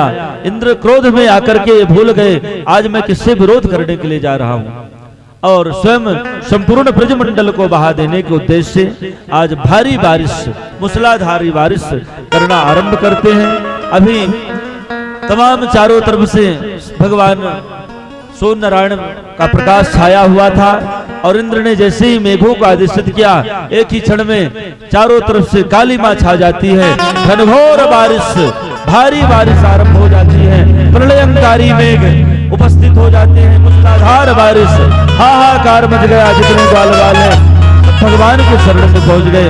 और जैसे भगवान के शरण में गए और भगवान ने देखा कि इंद्र के इतना बड़ा सामर्थ्य कि हमारे ब्रजमंडल को बहा देने के लिए इतना मूसलाधार बारिश, भगवान चाहते उसी क्षण इंद्र को दंड दे देते, पर भगवान ने ऐसा नहीं किया। भगवान ने कहा देख लेता हूं इंद्र में कितना बल है, कितना पराक्रम है। और वही गोवर्धन जो पहाड़ था, उसी पहाड़ को भगवान एक ही क्षण में उठा करके अपने एक ही अंगुली में उठा लिया। बोले राज भगवान की जय हो। नख पर गिरवर लीनो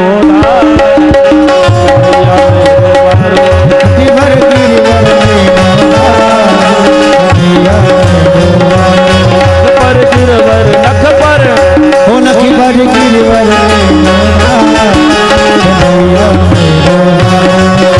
भैया मेरो बारो लाला मेरो बारो भैया मेरो बारो लाला मेरो बारो नखी पर गिरवर लीनो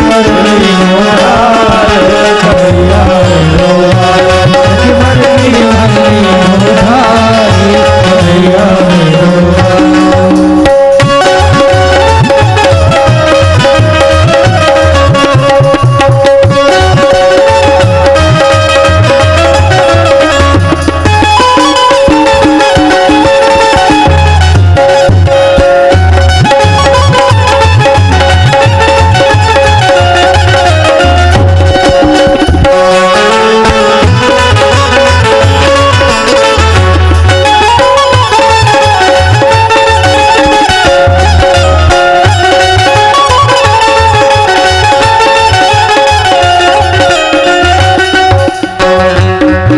कन्हैया मेरो बारो लाला की नरम कलैया कहीं मूरत न जाए वक्त भैया। लाला की नरम कलैया कहीं मूरत न जाए वक्त भैया। लाला की नरम कलैया कहीं मूरत न जाए वक्त भैया। लाला की नरम कलैया कहीं मूरत न जाए वक्त भैया।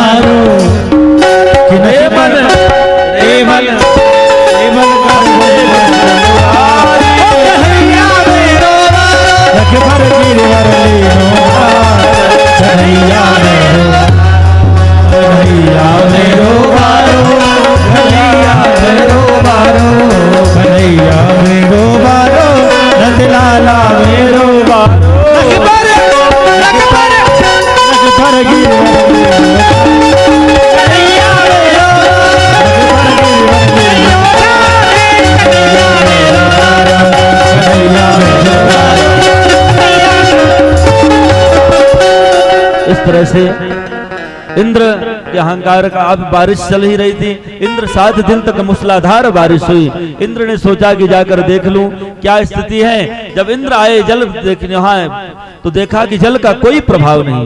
भगवान ने ऐसे कुछ लीलाएं कर दिया आपने, और ये तो ईश्वर है, भगवान है। इंद्र को लगा मुझसे बहुत बड़ा अपराध हो गया, भूल हो गई। और इंद्र आज अपने अपराध का पश्चाताप करते हुए गौ माता के शरण में जाते हैं और गौ माता के चरणों को प्रणाम करके, अभिवादन करके गौ माता से निवेदन किया कि हे सुरभि, आप कह दें गोविंद क्षमा कर देंगे। तो गौ माता आती हैं और स्वयं भगवान श्री कृष्ण से निवेदन किया, और गौ माता के कहने से भगवान ने आज इंद्र को क्षमा किया। और इंद्र के द्वारा सुंदर अभिषेक, भगवान का अभिषेक गौ माता के दुग्ध से अभिषेक किया गया, और भगवान का एक नाम गोविंद। इसी प्रसंग में, इसी स्थान पर इंद्र ने भगवान को गोविंद शब्द का संबोधन किया। तब से भगवान का एक नाम गोविंद पड़ा। बोले गोविंद भगवान की जय हो। और भगवान उस पहाड़ को पुनः स्थापित किया। तब से आज तक वो विशाल पहाड़ स्थापित है। हम सब लोग जाते हैं, प्रदक्षिणा करते हैं। कभी आप लोग भी जाइएगा और गोवर्धन भगवान की प्रदक्षिणा करिएगा। आज भी मनोवांछित फल की प्राप्ति कराने वाले गोवर्धन भगवान हैं। यहीं आज हम सब लोग अपनी वाणी को विश्राम, कथा का विश्राम श्री बद्री नारायण भगवान के श्री चरणों में अनंत अनंत कोटि प्रणाम अर्पण करते हुए, आप सबके श्री चरणों में अनंत प्रणाम अर्पण करते हुए, मैं अपनी वाणी को भागवत भगवान में विश्राम देते हुए पूज्य गुरुदेव भगवान के श्री चरणों में आनंद प्रणाम। और कल पुनः हम सब लोग यह दूसरे सत्र में 3 बजे से 7 बजे तक कथा को श्रवण करेंगे। पहले सत्र में भंडारे का आयोजन, अभी हमको वहां जाना है थोड़ा भंडारे में महाराज जी से मिलने के लिए, तो फिर कल हम सब लोग पुनः दूसरे सत्र में। और अच्छा भी हुआ, देखिए आज जल वृष्टि हो रही थी इस बार, इसलिए भगवान ने कहा आप कथा जिस टाइम सुन लो उस टाइम घूम भाग लो। तो जिनको घूमना है, दर्शन करना है, पहले सत्र में कर लें और दूसरे सत्र में भगवान की कथा को सुनते हैं। प्रेम से बोले जय श्री कृष्ण, जय श्री राम। आरती से जल जलाओ ना, क्यों बैठे हो, जलाओ। हरि ओम। चंद्रमा मनसो जात चसो सूर्यो जायत प्राण गोजायत गोवर्धन गिरिधारी श्याम तेरी आरती उतारो। गोवर्धन गिरधारी श्याम तेरी आरती उतारो।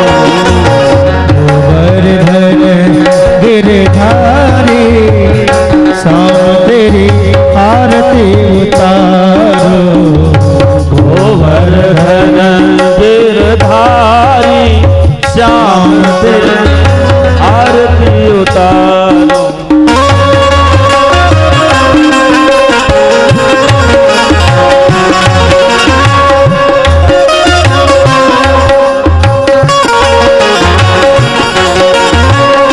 श्री यशोदा को परम दुलारो। श्री यशोदा को परम दुलारो। बाबा की को तारो। बाबा की अखियन को तारो। हो गोपिन के प्राण से प्यारो। गोपियन के प्राण सो प्यारो। उन पर प्राण निछावर की जय। उन पर प्राण निछावर। गोवर्धन गिरधारी श्याम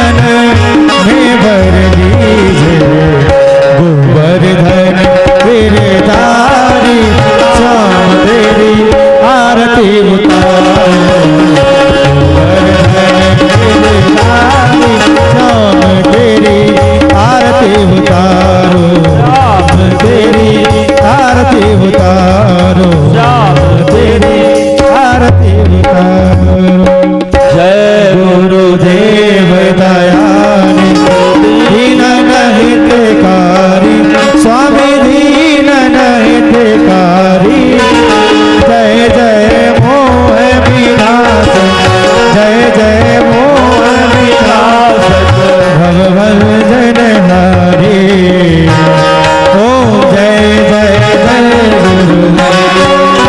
ब्रह्मा विष्णु सदा गुरु मूरत धारी स्वामी गुरु मूरत धारी वेद पुराण बखानी वेद पुराण बखानी गुरु महिमा भारी ओम जय जय जय जप तप तीरथ शयन दान मिल दीने स्वामी दान मिल दीने गुरु बिना ज्ञान न होवे गुरु बिना ज्ञान न होवे कोटि अधन कीने ओम जय जय जय गुरु माया मोह नदी जल जीव बहे सारे स्वामी जीव बहे सारे नाम जहाज बिठा कर नाम जहाज बिठा गुरु पद में तारे ओम जय जय जय गुरु नाम क्रोध मद सरि चोर बड़े भारी स्वामी चोर बड़े भारी ज्ञान खड़ग ज्ञान